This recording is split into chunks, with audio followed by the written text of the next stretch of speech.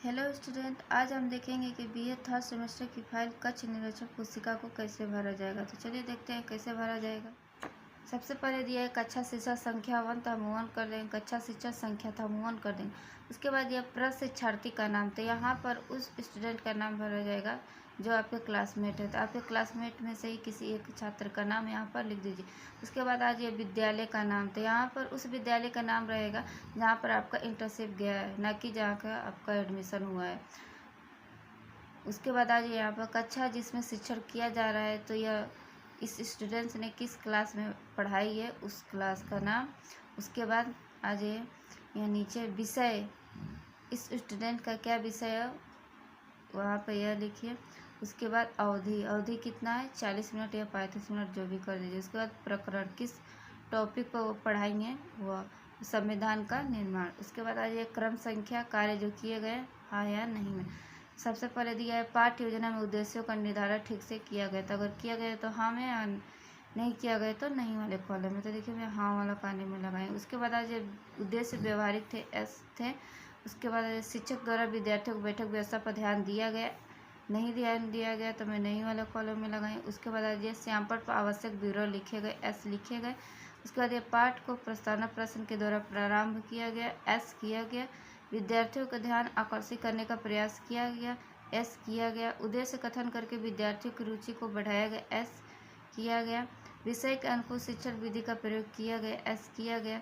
कक्षा शिक्षण की अवधि में विद्यार्थियों को अभिप्रेरित किया गया, एस किया गया। शिक्षण के दौरान शिक्षक में उत्साह नहीं था, तो मैं नहीं वाले कॉलम में लगाई हूँ। शिक्षक द्वारा प्रश्न पूछने में सजगता प्रदर्शित की गई, एस की गई। प्रश्न संपूर्ण कक्षा में वितरित करके पूछे गए, एस पूछे गए। प्रश्न सरल और अस्पष्ट थे, एस थे। प्रश्नों के माध्यम से विद्यार्थियों को पूर्व अनुभवों को जोड़ा गया, एस जोड़ा गया। विविध प्रकार के प्रश्न पूछे गए, एस पूछे गए। विद्यार्थियों की समस्याओं को जानने का प्रयास किया गया, नहीं वाले में मैं लगाई यहाँ पर। विद्यार्थियों की समस्याओं का पर्याप्त निदान किया गया, एस किया गया।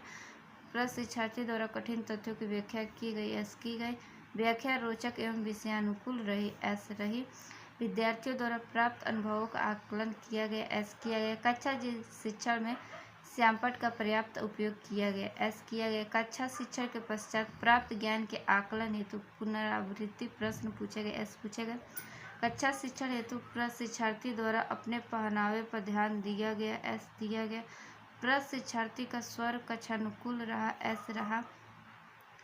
प्रशिक्षार्थी की संप्रेषण क्षमता प्रभावकारी रही, एस रही। प्रशिक्षार्थी द्वारा विद्यार्थियों की कक्षा कार्य को जांचा गया, एस जांचा गया। पूर्व में दिए कार्य को भी जांचा गया, एस जांचा गया। प्रशिक्षार्थी द्वारा कक्षा अनुशासन पर पर्याप्त ध्यान दिया गया, एस दिया गया। आपकी दृष्टि में कक्ष शिक्षक प्रभावकारी रहा, एस रहा। कुल मिलाकर यह है कि कुछ में सही का निशान लगाना है और कुछ में गलत। तो ज़्यादा वाला में हम सही लगाए हैं और कम वाले में गलत लगाए हैं। ऐसे ही आप भी कर दीजिए। उसके बाद नीचे आ जाइए, कक्षा शिक्षण में कमियों को इंगित कीजिए। तो देखिए मैं 3 कमियों को इंगित की है। अब इसी में से हम यहाँ पर भर देंगे। देखिए मैं भर दी, शिक्षक द्वारा विद्यार्थियों को बैठक व्यवस्था पर ध्यान नहीं दिया गया। मैं पहले ही उठाकर यहाँ से भर दी, शिक्षक द्वारा विद्यार्थियों को बैठक व्यवस्था पर ध्यान नहीं दिया गया। उसके बाद नीचे आ जाइए, कक्षा शिक्षा को प्रभावकारी बनाने है तो सुझाव दे दे। कोई इतना सारा, कोई इसी में से एक टॉपिक उठाकर सुझाव दे दे। कक्षा शिक्षण को प्रभावी बनाने है तो विभिन्न शिक्षण विधियों का प्रयोग किया जाए।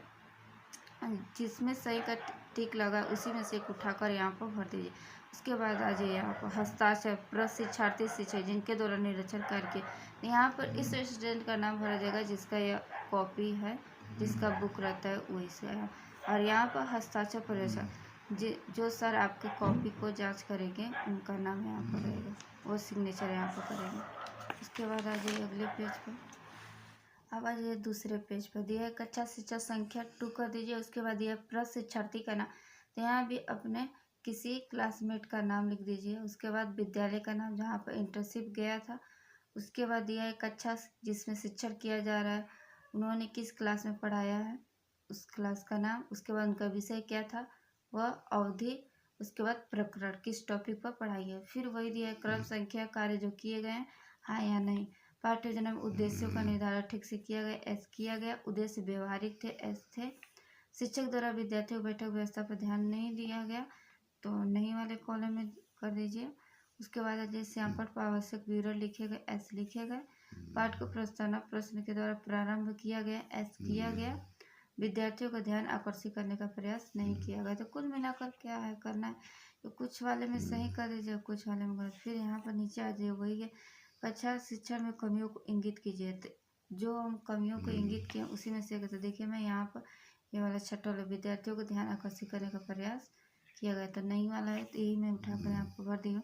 विद्यार्थियों का ध्यान आकर्षित करने का प्रयास नहीं किया गया। फिर कक्षा शिक्षण को प्रभावकारी बनाने हेतु सुझाव दीजिए। तो इतना सारा सही वाले में टिक लगाएं, इसी में से एक टॉपिक उठाकर यहाँ पर भर दीजिए।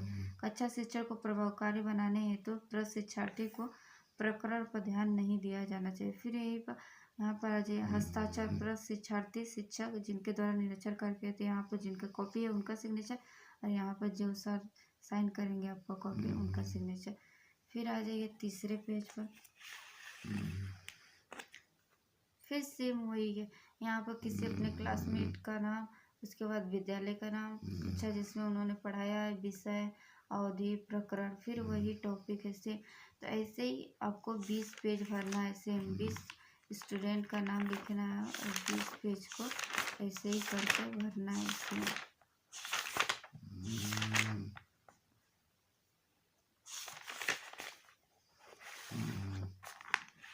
देखिए